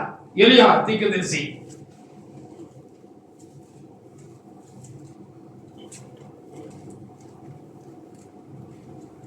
ஆனாலும் எசபேல் இருக்கிறதானே அந்த அகாப் ராஜாவுடைய, இஸ்ரவேல் ராஜாவுடைய மனைவி இப்படி ஒரு சபதம் கூறினா அப்படின்னு எழுதப்பட்டிருக்கிறது. என்ன ஆச்சுன்னு நம்ம பார்த்திருக்கிறோம். பார்ப்போம், வாசிக்க.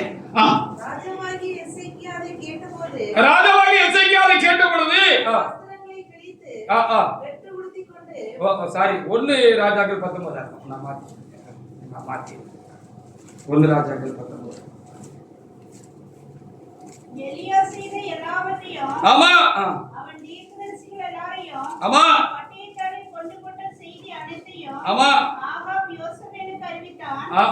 அப்பொழுது யோசபேல் எலியாவிடத்தில் ஆள் அனுப்பி எசபேல் அவர்களில் ஒவ்வொருவருடைய பிராணனுக்கு செய்யப்பட்டது போல நான் நாளை இந்நேரத்தில் உன் பிராணனுக்கு செய்யாததே போனார். அப்படி செய்யாம போனார். தேவன் அதற்கு சரியாகவும் அதற்கு அதிகமாகவும் எனக்கு செய்யப்படவர் என்று சொல்ல சொன்னார். அவனுக்கு அது தெரிந்தபோது எழுந்து தன் பிராணனுக்காக யூதாவை சேர்ந்த பெயர்செபாவுக்கு புறப்பட்டு போய் தன் வேலைக்காரன் அங்கே நிறுத்திவிட்டான். அப்படி சொல்லப்பட்டிருக்கிறது.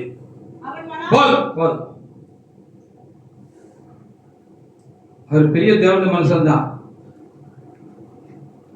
ராஜாங்கன்னா பெரிய காரியம் தானே, ராஜாங்கம்னா பெரிய காரியம் தானே, பெரிய ராணுவ கூட்டம் உள்ளதான் ராஜாங்கம்.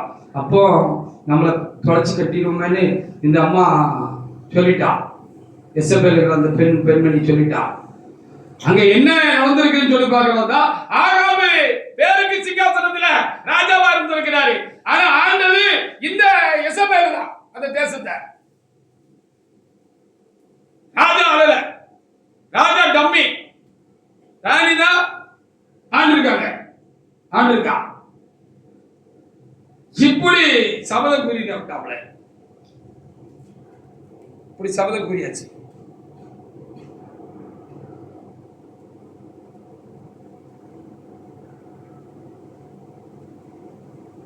இவரு கலங்கி தான் போயிட்டாருன்னு வச்சுக்கோங்களேன். சில நேரம் அப்படி கலங்கி போயிருந்தோம், போவேண்டாங்கிறத செய்தி. ஹல்லேலூயா. எதுக்கு இது எழுதி வச்சிருக்கு? எலியா பயந்தாரு, நானும் கிடு கிடு கிடு கிடு கிடு பயப்படணும், நீங்களும் கிடு கிடு கிடு பயப்படணும் எழுதி வச்சிருக்கிறது. பயப்பட்ட மாதிரி எலியாவுக்கு ஒண்ணு நடக்கல, பயந்த மாதிரி எலியாவுக்கு ஒண்ணு நடக்கல. நீ தைரியமாயிரு அப்படிங்கிறதுக்கு தான் இது வேத புத்தகத்தில் நமக்கு எழுதி கொடுக்கப்பட்டிருக்கிறது. சரியா? அப்போ இப்ப நமக்கு நிறைய சாட்சிகள் இருக்கிறது, வேதாகம சாட்சிகள், அனுபவ சாட்சிகள் நிறைய நமக்கு இருக்கு. அப்படி இருக்கும் பொழுது நம்ம பயப்படும்படியாக பயப்படக்கூடாது என்பதுதான் காரியமா இருக்கிறது. வாயா பார்த்துக்கலாம்.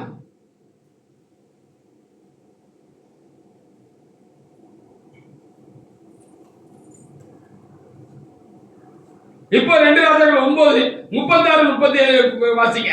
அந்த எலியா தீர்க்கதரிசியை கொண்டு ஆண்டவர் சொன்னாரு, அவனுக்கு என்ன செய்யணும் பாரு, என்ன முடிவுன்னு பாரு, உனக்கு பிராணனுக்கு கொண்டு சேவை வராது, என்ன அவனுடைய முடிவுன்னு பாருன்னு அவர் சொல்லியிருந்ததாகவும் அது நடந்ததாகவும் அங்க வேதவாதத்தில் எழுதப்பட்டிருக்கிறது. வாசிங்க 2 ராஜாக்கள் 9:36-37. ஆகையால் அவர்கள் திருப்பி வந்து அவனுக்கு அறிவித்தார்கள். ஆமா. அப்பொழுது அவன், இது கர்த்தர் திஸ்பியனாகிய எலியா என்னும் தம்முடைய ஊழியக்காரனை கொண்டு சொன்ன வார்த்தை. ஆமா.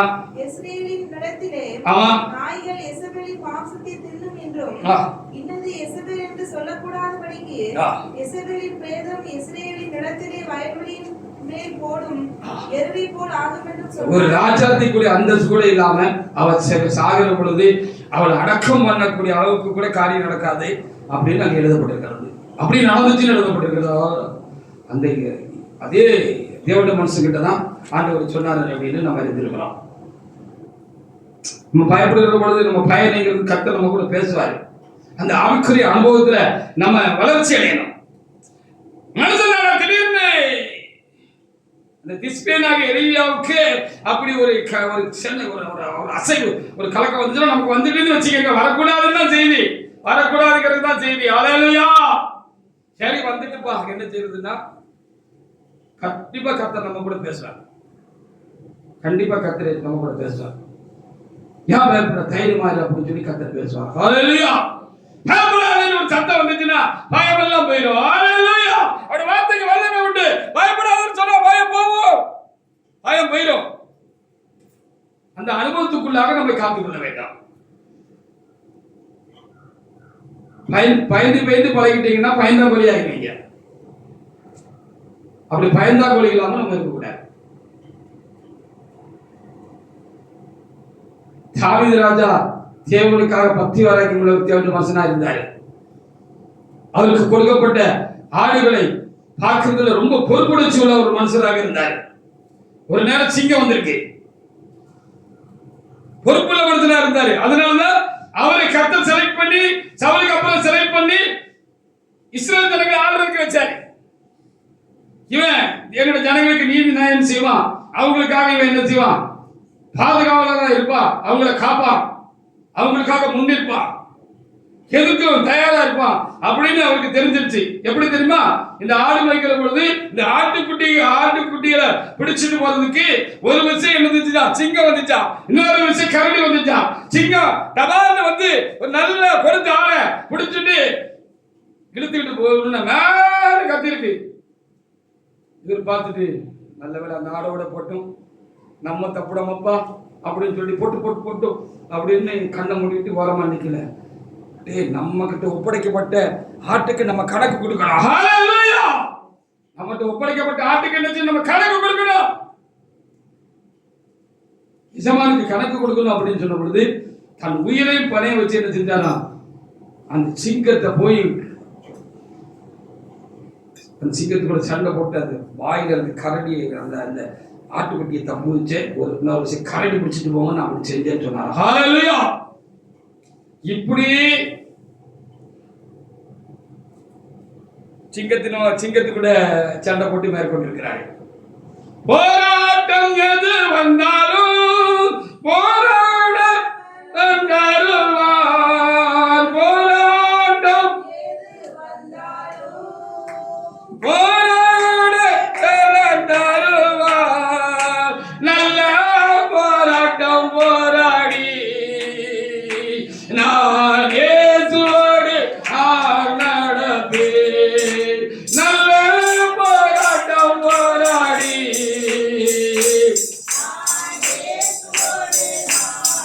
நடப்பேன்.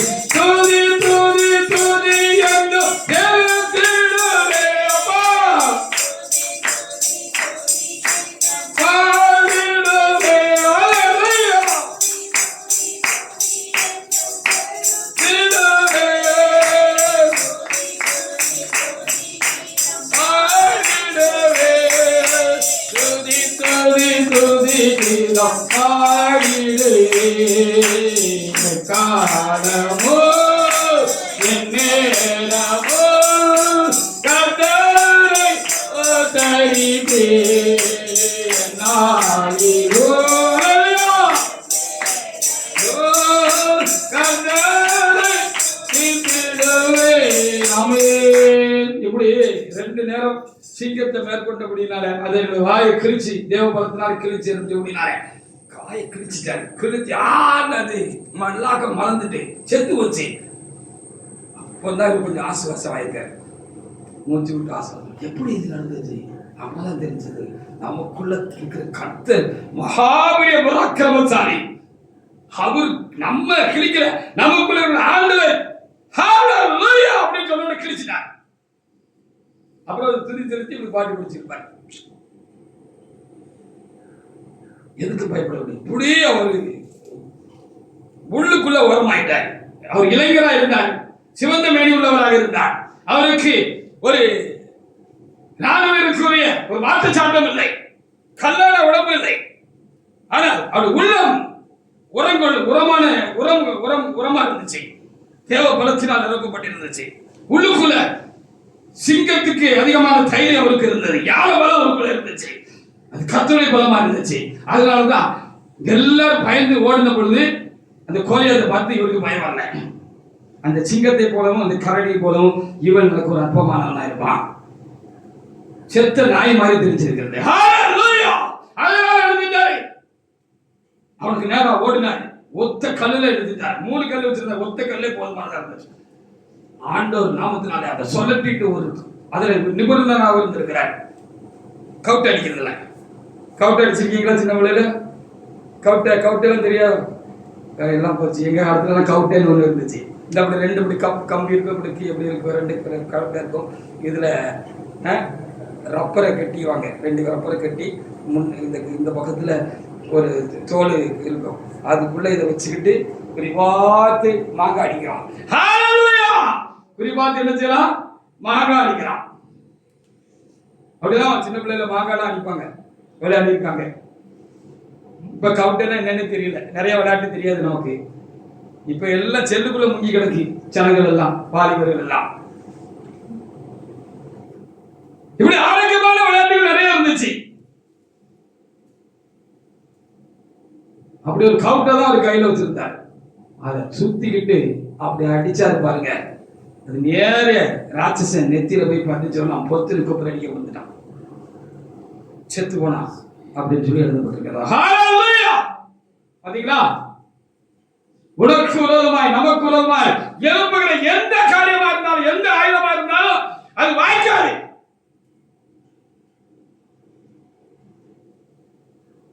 நாம் பயப்பட மட்டும் கூடாது, பயப்படக்கூடாது, கவலைப்படக்கூடாது. 2 நாளைக்கு முன்னாடி ஒரு ஆளுக்கு அப்படி ஒரு ஆலோசனை சொன்னேன், பயப்படக்கூடாது, கவலைப்படக்கூடாது. ஹல்லேலூயா! பயப்படக்கூடாது, கவலைப்படக்கூடாது.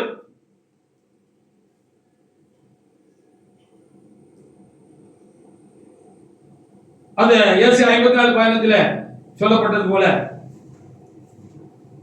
2 சாமுவேல் 16 6 முதல் சில வசனங்களை நீங்க வாசி பார்த்தீங்கன்னா, சிமேயி என்கிற ஒரு மனுஷன் சவுலுடைய சொந்தக்காரன் ஒருத்தன் என்ன செஞ்சானா, தாவீது ராஜாவுக்கு ஒரு நெருக்கடி வந்த பொழுது அவரு மகன் அப்சலோம்னால அவரு ராஜாங்கத்தை விட்டுட்டு அவரு காட்டுக்கு ஓடி போன பொழுது இவன் காரணம் இல்லாம அவர் மேல பகை வச்சு அவர் ரொம்ப தூசிட்டான்னு இந்த இடத்துல வசனங்கள் எழுதப்பட்டிருக்கிறது. வாசித்து பாருங்க பார்ப்போம். 2 சாமுவேல் 16. மதடியாளுக்கு 2 குமாரர்கள் இருந்தார்கள். ஆமா ஆமா, அவர்கள் இருவரும் வெளியிலே சண்டை பண்ணி, அது இல்ல 2 சாமுவேல் 16 சொன்னேன். சரிதான், பாருங்க பார்ப்போம். அந்த சீமேயிங்கிற ஒரு காரியம் நம்பர் சரியா? 6. சரிதான். சகல ஜனங்களும் சகல பலசாலிகளும் ஆமா தாவீதின் வலதுபுறமாகவும் இடதுபுறமாகவும் நடக்கையில், ஆமா ஆமா, தாவீதின் மேலும் தாவீது ராஜாவுடைய சகல ஊழியக்காரர் மேலும் கற்களை எறிந்தார். 5ல எழுதப்பட்டிருக்கிறது. தாவீது ராஜா பகரீத் மட்டும் வந்த பொழுது, இதோ தாவீது ராஜா பகூரி மட்டும் வந்தபோது, இதோ சவுல் வீட்டு வம்சத்தானாய் இருக்கிற கேராவின் குமாரனாகிய சிமேயி என்னும் பேருள்ள ஒரு மனுஷன் அங்கேயிருந்து புறப்பட்டு தூசித்துக் கொண்டே நடந்து வந்து, சகல ஜனங்களும் சகல பலசாலிகளும் தாவீதின் வலதுபுறமாகவும் இடதுபுறமாகவும் நடக்கையில், தாவீது மேலும் தாவீது ராஜாவுடைய சகல ஊழியக்காரர் மேலும் கற்களை எறிந்தார். சிமேயி அவனை தூஷித்து, இரத்த பிரியனே, பேலியாளின் மனுஷனே, தொலைந்து போ, சவுலின் ஸ்தலத்தில் ராஜாவான உண்மை கர்த்தர் சவுல் வீட்டார் இரத்த பலியை திரும்ப பண்ணினார் அப்படின்னு நிறைய ரொம்ப யோசனை எழுதப்பட்டிருக்கிறது. ஹல்லேலூயா! சில நேரத்தில் சில தாழ்வு காலங்கள் நமக்கு வரலாம். தாழ்வு காலத்திலேயும் ஆண்டவர் கூட இருக்கிறார் அனுபவம். தாழ்வு காலம் நமக்கு வந்தா தானே தெரியும்.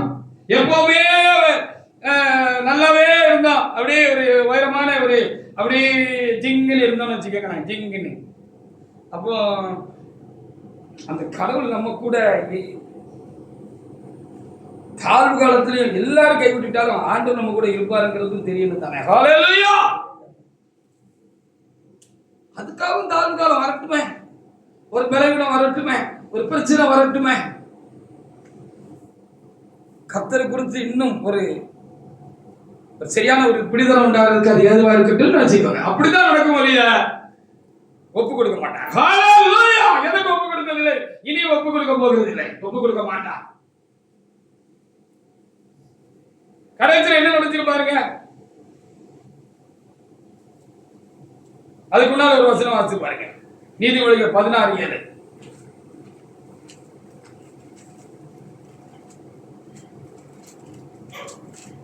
ஒருவருடைய வழிகள் கர்த்தருக்கு பிரியமாய், ஆமா ஆமா, அவருடைய சத்துருக்களும் அவருடைய சமாதானமாகும்படி செய்வார். நம்ம வழி கர்த்தருடைய வழின்னா நம்மளை பாய்க்கிறவங்க நம்ம கூட வந்து சிநேகமாயிப்பாங்க. எனக்கா ஜோமனுக்கா அப்படின்னு சொல்ற காலம் வரும், வருகிறது, வந்து கொண்டிருக்கிறது. ஹல்லேலூயா! எனக்காக ஜோமனுக்கா அப்படின்னு சொல்ற காலம் வருகிறது. மைனி எனக்காக ஜோம் பண்ணுன்னு சொல்ற காலம் வருகிறது. அச்சே எனக்காக ஜோம் பண்ணுங்கன்னு சொல்ற காலம் வருகிறது. மருமகளே எனக்காக ஜோம் பண்ணுன்னு சொல்ற காலம் வருகிறது. ஹல்லேலூயா! வரும் வரும் வரும் வருகிறது. பாஸ்டர் எனக்காக ஜெபம் சொல்ற காலம் வந்தது, இனிமே வருகிறது. இந்த அனுபவங்கள்லாம் எங்களுக்கு உண்டு. தூத்துக்குடியில் இருக்கும்போது நான் காரணம் இல்லாம பாய்க்கப்பட்டேன்னு சில காரியங்களை உங்களுக்கு சொல்லியிருக்கிறேன். அப்படி யாரு என்னை ரொம்ப அதிகமா பகைச்சாங்களோ சகோதரர்கள் சகோதரிகள், அவங்க எல்லாம் போகும்போது வண்டி கட்டி கொடுத்து போகும்போது இந்த வழி அனுப்பி வச்சுதான் இந்த ஊருக்கு அனுப்பி விட்டாங்க. ஹல்லேலூயா. தாழ்ச்சியோடு கூட நான் வரவில்லை, வெட்கப்பட்டு நான் திரும்பவில்லை, தலை குனிந்து நான் திரும்பவில்லை, தலை நிமிர வைத்து அப்படி மற்றவர்களை இடத்துல வந்து சிலர் வந்து மன்னிப்பு கேட்டாங்க. சிலர் அவங்களே என்ன செஞ்சாங்க, எனக்கு வேண்டியதெல்லாம் சாமான்கள்லாம் கட்டி கொடுத்து வண்டியில ஏற்றி ஐயா போயிட்டு வாங்க அப்படின்னு சொல்லி சரிட்டு அடித்து அனுப்புனாங்க. ஹல்லேலூயா.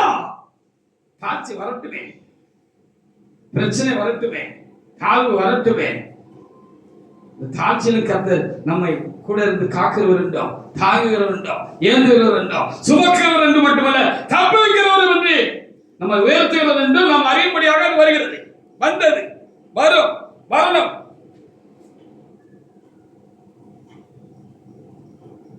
ரெண்டு சாமுவேல் 19 நீங்க 18 முதல் வாசி பாருங்க. அப்புறம் அதே மரத்தை கும்பிட்டு விழுந்தான்னு எழுதப்பட்டிருக்கு. இந்த சிமேயா கும்பிட்டு விழுந்தான்னு எழுதப்பட்டிருக்கிறது. 2 சாமுவேல் 9 18 முதல் வாசி பாருங்க கொஞ்சம். சாதி நீங்க வாசிங்க. வாசிக்க பார்ப்போம்.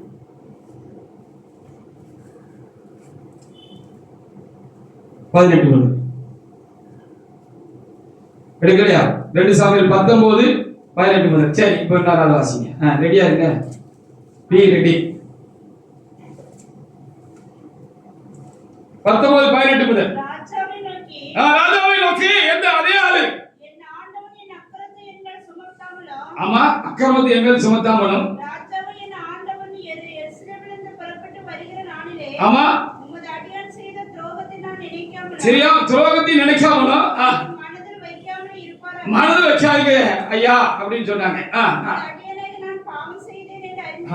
நான் பாவம் செஞ்சுட்டேன் அப்படின்னு நான் அறிந்து கொண்டேன். எதிர்கொண்டு வர யோசேப்பு வீட்டார் அனைவருக்கும் நான் இன்று முந்திக் கொண்டேன் என்றான்.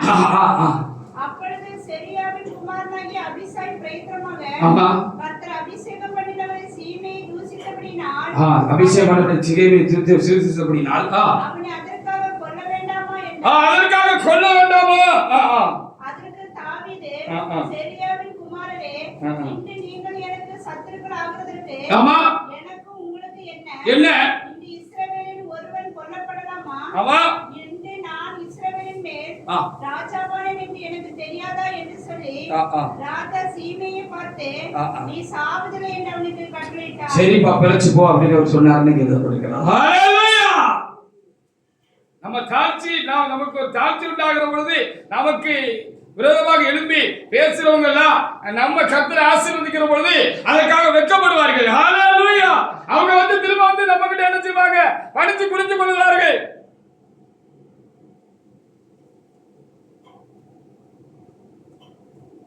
அப்படித்தானே எழுதியிருக்கிறது. நமக்கு விரோதமா யார் எழுதப்பட்டோம், மனிதர்கள் எழுதப்பட்டோம், சாத்தான் எழுதப்பட்டோம், சூழ்நிலைகள் நமக்கு மாறாக எழும்பி வரட்டும். ஒன்றும் நடக்க போகிறதில்லை, நடந்ததில்லை, நடக்காது என்பதுதான் கர்த்தர் இன்றைக்கு நமக்கு கொடுக்கிற வார்த்தையாக இருக்கிறது. தைரியமாக நாம் தேவசம் முதல்ல கர்த்தரை பின்பற்றி நடப்போம்.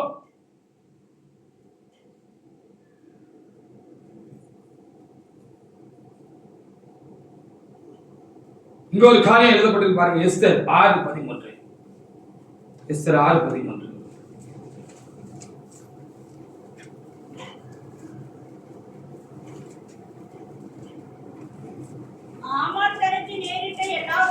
ஆமா, தன் மனைவியை சிரேசிக்கும், ஆமா, தன் சிநேகிதர் எல்லாருக்கும் அறிவித்த பொழுது அவனுடைய ஆலோசனைக்காரரும் அவன் மனைவியை சிரேசு அவனை பார்த்து, முருகதாய்க்கு முன்பாக நீ தாழ்ந்து போக தொடங்கினேன்.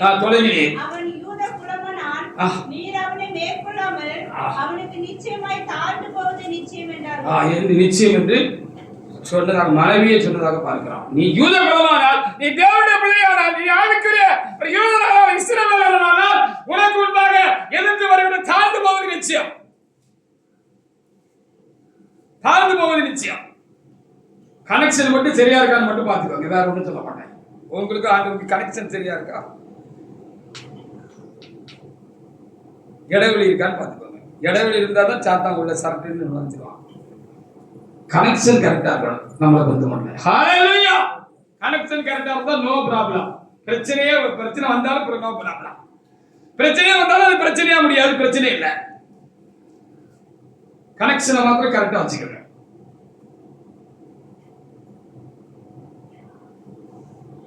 5:14 பாருங்க, இதுக்கு முந்தின வசனம். மொர்தெகாய்க்கு விரோதமா இந்த ஆமான் ஒரு தூக்கு மரத்தை பண்ணி வச்சு அதுல இவனை தூக்கி போடணும்னு தனக்கு இருந்த அதிகாரத்தினால அவன் அப்படி நினைச்சான் அப்படின்னு சொல்லி பார்க்க முடிகிறது. ராஜாக்களை தள்ளி ராஜாக்களை ஏற்படுத்துகிற தேவன் என்று நம்முடைய தேவனுக்கு கர்த்தருக்கு ஒரு நாமம் இருக்கிறது. ராஜாக்களை தள்ளி ராஜாக்களை ஏற்படுத்துகிறவர். ஹalleluya. ஒரு ராஜாவை நமக்கு விரோதம் வந்தாலும் அவனை தள்ளிடுவார். அவன் அடுத்த நாள் ராஜாவா இருக்க மாட்டான், கூஜாவாயிடுவான். ராஜாவா இருக்க மாட்டான், கூஜாவாயிடுவான். அல்ல இருக்கவே மாட்டான்ப்பா, இருக்கவே மாட்டான். ஹalleluya. யாருக்கு பயப்படணும்? நாம் தேவனுக்கே பயப்பட வேண்டும். வாசிங்க. அப்பொழுதுதான் மனைவியாக சிரேஷும் அவனுடைய சிநேகிதர் எல்லாரும் அவனை பார்த்து 50 முழ உயரமான தூக்கு மரம் செய்ய வேண்டும், அதிலே மருதாவை தூக்கி போடும்படி நாளைய தினமே ராஜாவுக்கு சொல்ல வேண்டும், பின்பு சந்தோஷமாய் ராஜாவுடைய கூட விருந்துக்கு போகலாம் என்றார்கள். இந்த காரியம் ஆமானுக்கு நன்றாய் கண்டதினால் தூக்கு மரத்தை செய்தான். இந்த செய்தி அவர் மொர்தெகாய்க்கு போயிருக்கிறதுக்கு வாய்ப்பு இருக்கு தானே. பெரிய 50 மரம், அப்பா, எந்த ஊர்ல கடைகோடியில் இருந்தாலும் தெரியற மாதிரி 50 மரம் எவ்வளவு உயரமா இருந்திருக்குன்னு பாருங்க. பனைமரம் உச்சரிக்கும் என்னப்போ தெரியல. அங்கே வச்சாச்சு. எல்லாரும் தகவல் கசிஞ்சாச்சு. மொர்தெகாய் வரைக்கும் போயாச்சு. மொர்தெகாய் தூக்கு போடுறதுக்காக ஆமான் என்ன செய்திருக்கிறான், குண்டு பண்ணி வச்சிருக்கிறான். செய்தி மொர்தெகாய் வரைக்கும் கசிஞ்சு போயாச்சு. என்னப்பா 2 பேருக்கும் பிரச்சனை அப்படின்னு சொல்லி நம்ம கேட்கிறாருந்தா, கர்த்தருக்கு தான் குனிஞ்சு பணியணும் அப்படிங்கிறது இஸ்ரவேலருடைய ஐதீகம் வச்சுக்கங்களேன், வழக்கம். கர்த்தர் தான் குனிஞ்சு பணியணும், வேற மனுஷனை குனிஞ்சு பணியக்கூடாது. ஆனா ஆமான் ராஜாவுக்கு 2வதா இருந்ததுனால இவனையும் பணிஞ்சு குனியணும்னு அவன் எதிர்பார்த்தான். மற்றவங்க எல்லாம் பணிஞ்சு குனிஞ்சாங்க, மொர்தெகாய் பணிஞ்சு குனியல. ஏன்னா மனுஷனை பணிஞ்சு குனியக்கூடாது. கடவுளுக்கு செலுத்த வேண்டிய கணத்தை மனிதர்களுக்கு செலுத்தக்கூடாது. யூதர்கள் வைராக்கியம் உள்ள யூதர்கள் அந்த காலத்தில் அப்படித்தான் இருந்திருக்கிறார்கள். இவர் ஒரு வைராக்கியம் உள்ள யூதனா இருந்தபடினாலே அவர் பணிஞ்சு கொள்ளையில, என்னை பணிஞ்சு கொள்ளையிலன்னு சொல்லி அப்படி ஒரு காரியத்தை செஞ்சு கொள்ளலாம். 7:9-10 வாசி பாருங்க. 7:9-10 அது என்னமா முடிஞ்சிட்டு பாருங்க. அப்பொழுது ராஜா சமூகத்தில் இருக்கிற ஆமா பிரதானிகளில் அர்பேனா என்னும் ஒருவன், ஆமா இதோ ராஜாவின் நன்மைக்காக பேசின ஆமா மொர்தெகாய்க்கு ஆமான் செய்வித்த 50 முழ உயரமான தூக்குமரம் ஆமா ஆமானின் வீட்டண்டை நாட்டப்பட்டிருக்கிறது என்றான். ஆமா. அப்பொழுது ராஜா அதிலே அவனை தூக்கி போடுங்கள் என்றான். அப்படி ஆமான் மொர்தெகாய்க்கு ஆயத்தம் பண்ணின தூக்குமரத்திலே ஆமானை தூக்கி போட்டார்கள். தூக்குமார் செஞ்சது யாருக்கு? தூக்குமார் செஞ்சது யாருக்கு? தேவனுடைய மனுஷனுக்கு. தூக்குனது யாருக்கு? சத்ருவாகிய ஆமானை. ஹalleluya. நாம் கர்த்தருடைய நன்மை நாடி நாம் பேசுகிறவர்களாக, கர்த்தருடைய நன்மை நாடி நாம் செயல்படுகிறவர்களாக, கர்த்தருக்காக, கர்த்தருடைய சபைக்காக, கர்த்தருடைய சத்தியத்துக்காக, தேவ காரியங்களுக்காக நாம் பக்தி வைராக்கியம் உள்ளவர்களாக தேவ சன்னிதானத்தில் நிற்கிறோம் என்று சொன்னால் கர்த்தர் நமக்காக வைராக்கியம் பாராட்டுவார். எனக்காக, உங்களுக்காக, நம்ம எல்லாருக்காக வைராக்கியம் பாராட்டுவார். ஹalleluya.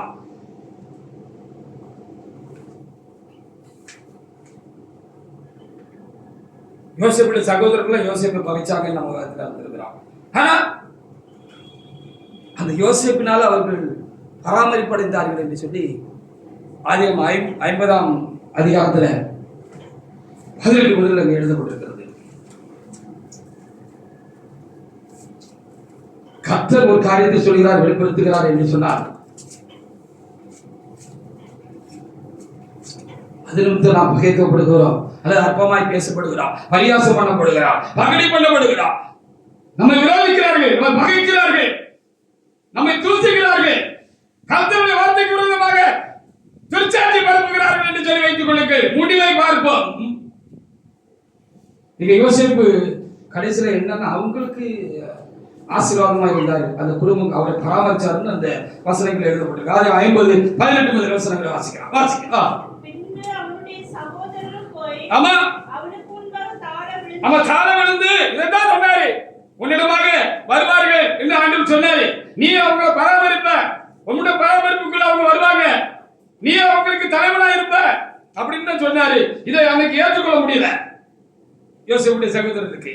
நகைச்சுதான் அவரை விட்டு போட்டாங்க அப்படின்னு சொல்லி நம்ம ஏற்று நினைக்கிறோம். ஆனா நடந்துட்டு கர்த்தருடைய வெளிப்படுத்தல் தரிசனம் நடந்து முடிந்தது.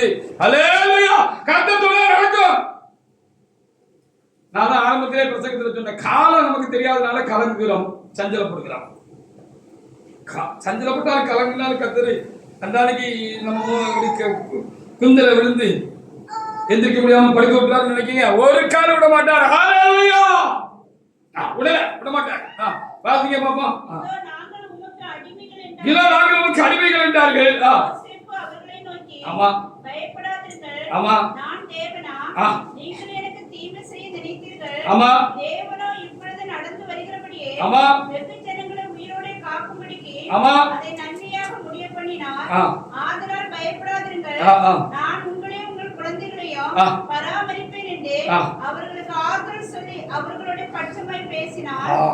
அப்படின்னு சொல்லி அங்க எழுதப்படுங்க.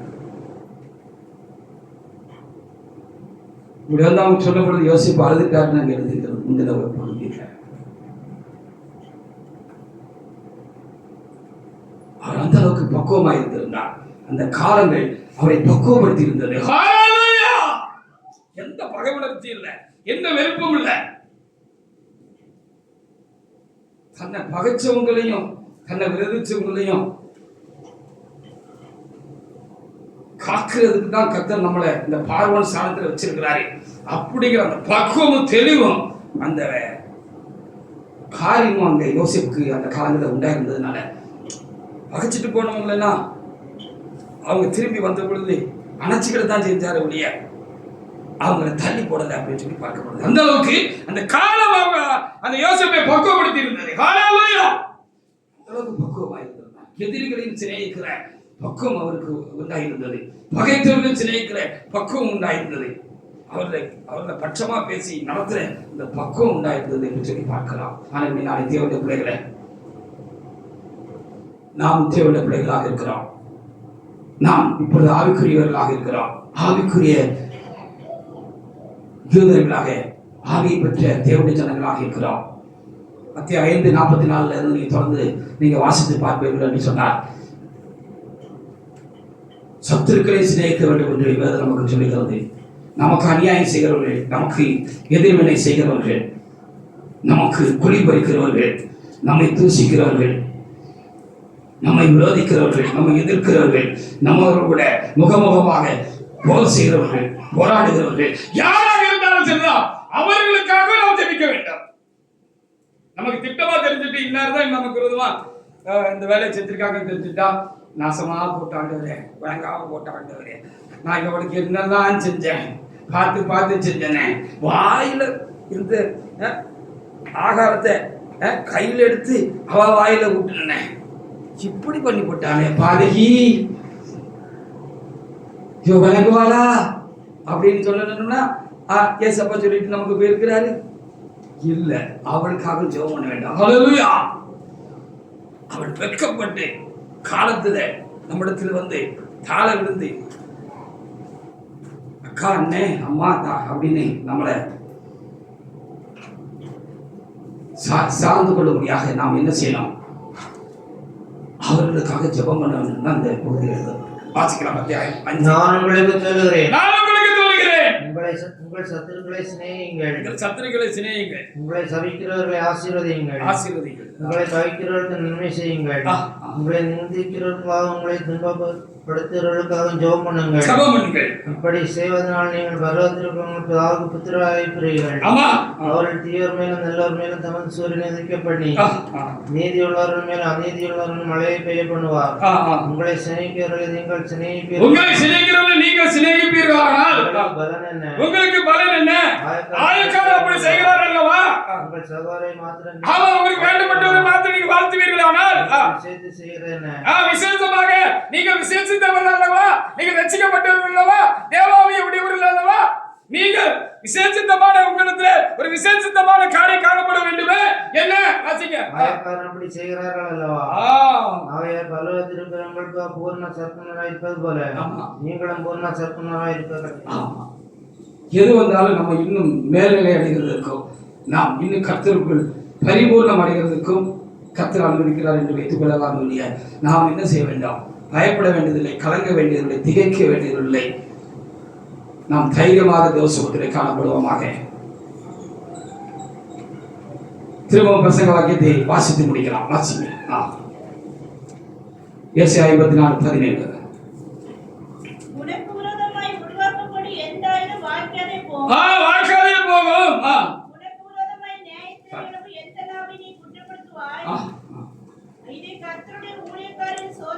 ஆமா.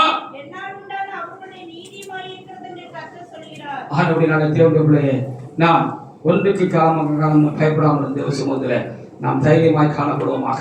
நம்முடைய காரியங்கள் எல்லாம் நமக்கு கலக்கமும் திகிலும் மான காரியங்கள் சூழ்நிலைகள் ஒருவேளை நமக்கு எதிராக வருகிற பொழுது நாம் தேவ சமூகத்தில் எல்லாவற்றையும் வைத்து தேவனத்திலே மன்றாட்டு ஜெபம் பண்ணுவோம். கர்த்தரிடத்தில் எல்லா காரியத்தையும் வைத்து விடுவோம். கர்த்தர் நம்மை பலப்படுத்துவார். கண்டிப்பாக சத்துருக்களின் கைகளிலே தேவனாய் கர்த்தர் நம்ம ஒப்புக் கொடுக்க மாட்டார். நமக்காக அவர் யுத்தம் செய்வார். நாம் ஜெபிப்போம், நாம் ஜெயிப்போம். கர்த்தர் வார்த்தைகளை ஆசீர்வதிப்பாராக. ஆமென்.